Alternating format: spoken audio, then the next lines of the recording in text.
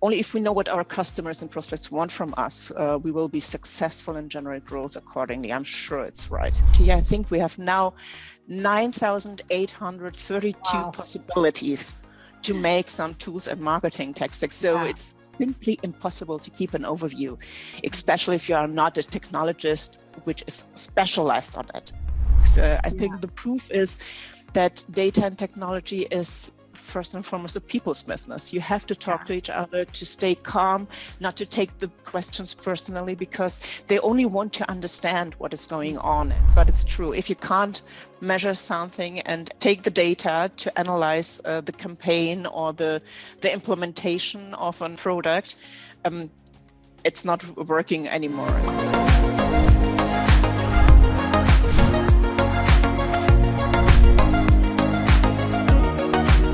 Hello and welcome to the Growth Genius series brought to you by DMA Asia and Infidigit. My name is Shelly and I'm the Country Director Americas at Infidigit. I'm also the founder and director at DMA Asia. In this Growth Genius series, the world's best marketeers and business leaders are interviewed about the brands they have worked on, their successful campaign strategies, how they got noticed by their customers, and how they delivered better customer experiences to drive growth. In each episode, we want to share the big idea that inspires these marketeers, the campaign trail they used to execute it, and how it all came together. Welcome to the Growth Genius series. Today we have a special guest all the way from Germany, Renata Dadic.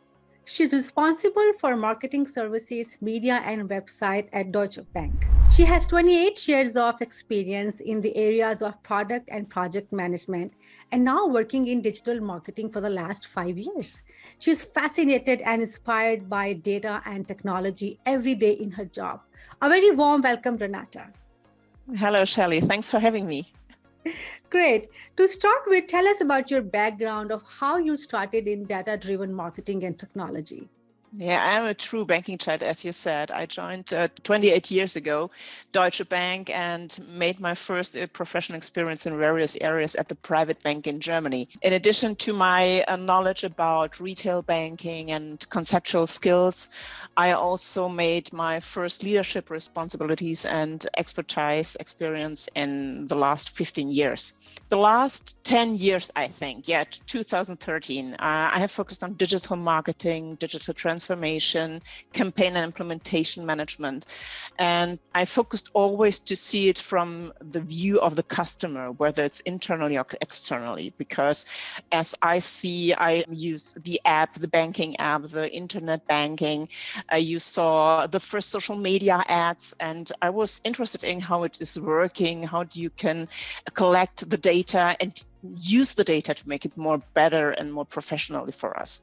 So me and my team, we used our expertise to implement, for example, a new technology platform for Deutsche Bank for dynamic and personalized customer and prospect targeting based on Adobe technology.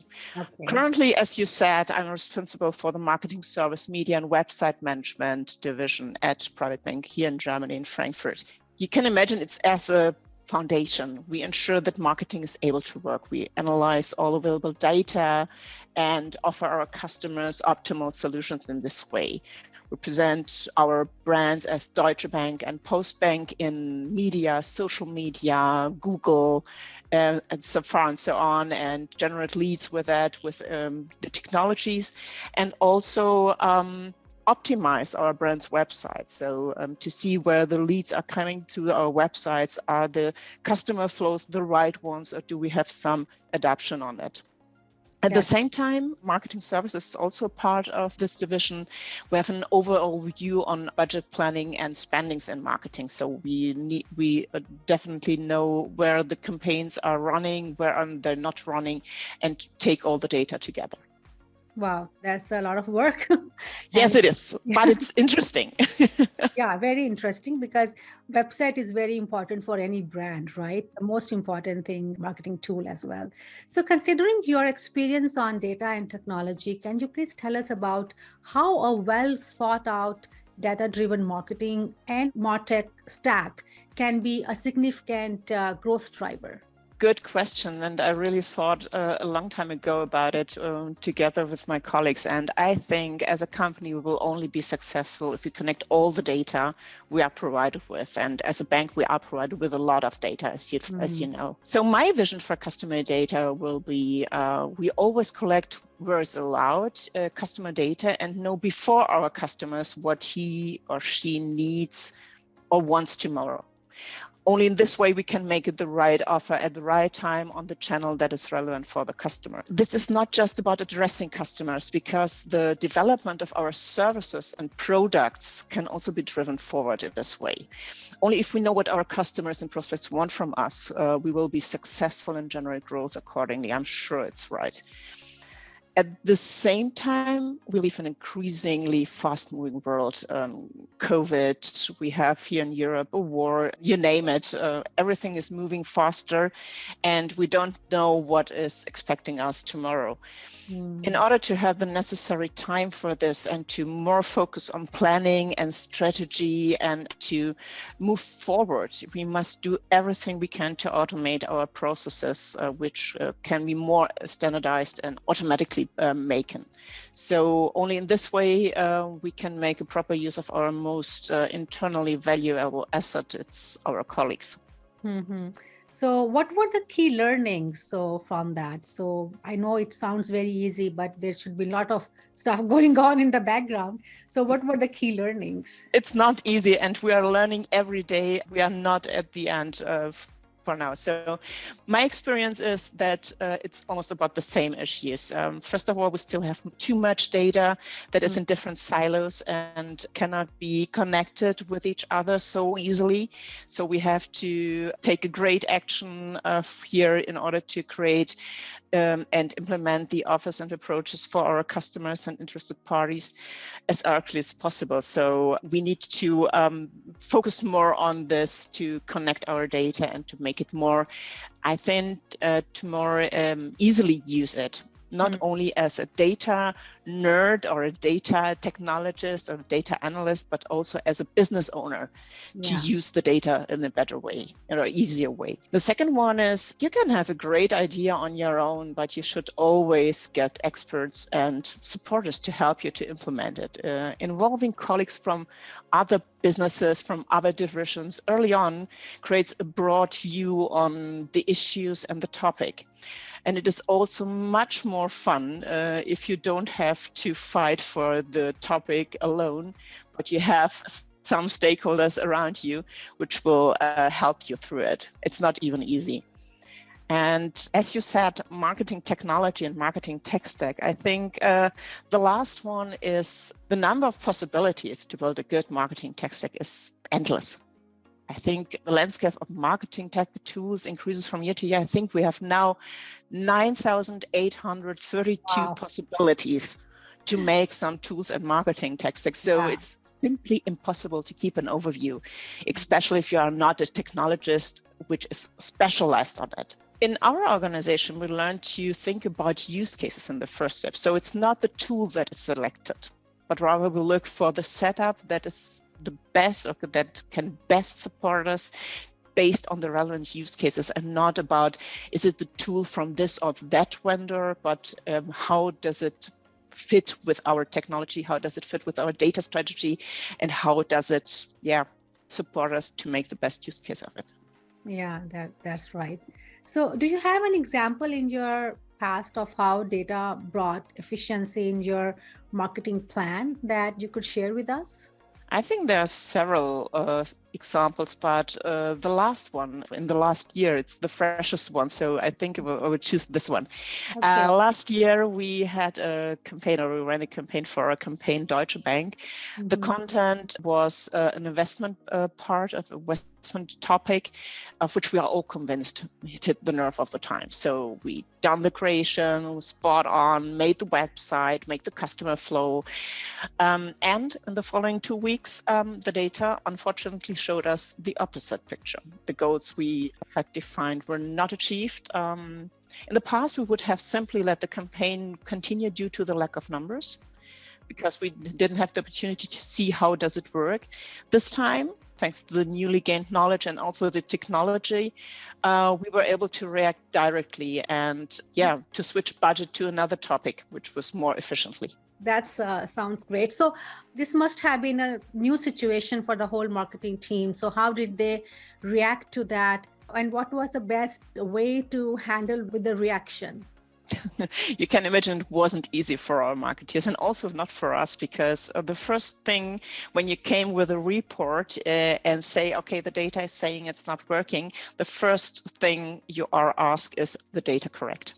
Yeah. Because no one is listening to the report. The topic always worked, didn't it? Why not now? I think the data is not right or the technology is not right implemented.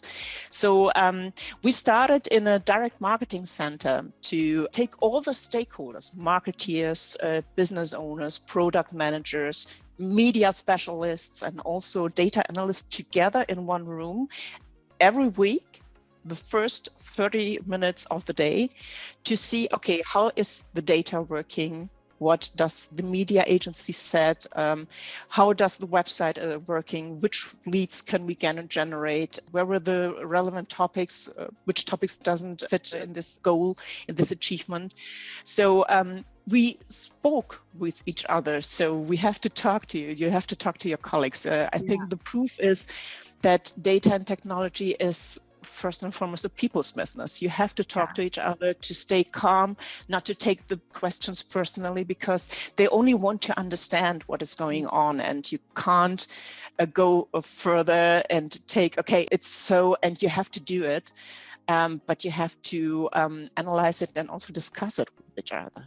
So Renata, tell us about any recent campaign which you saw in your country, which inspired you, which was a great campaign and brought lots of results as well.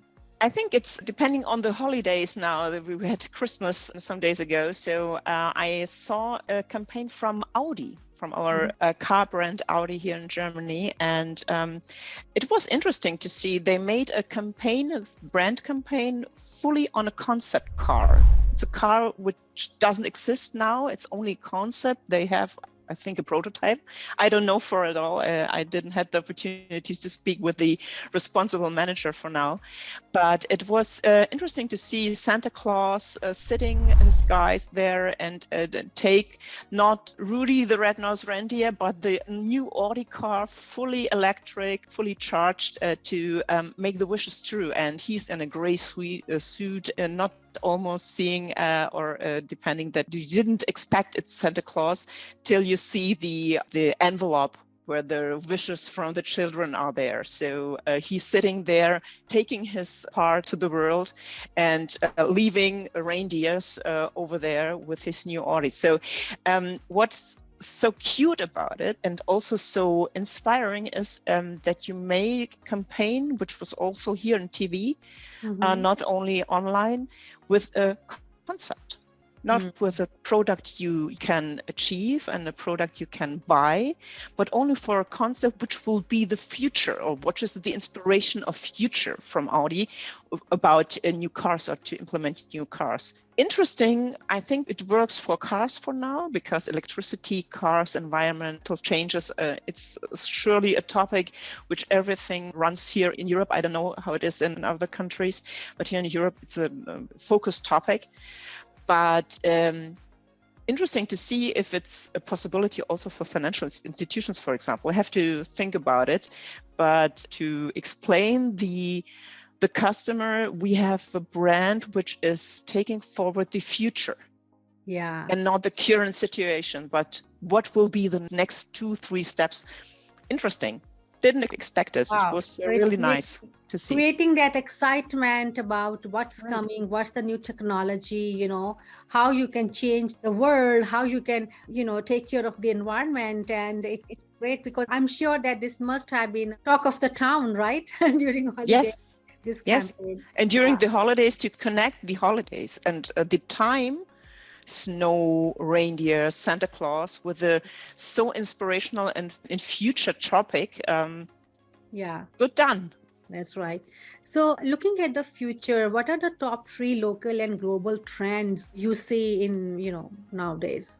Good question. I think the first one will be, as I said now in the campaign, measure it or forget it. Sounds drastic, but it's true. If you can't measure something and take the data to analyze the campaign or the implementation of a product, it's not working anymore. The focus on data-driven decision-making will become even more embedded in a marketeer's DNA and also in a financial institution DNA. I think in product management and project management, it's working. Marketeer, we have to work on it and to make more data-driven decision-making on it. Yeah.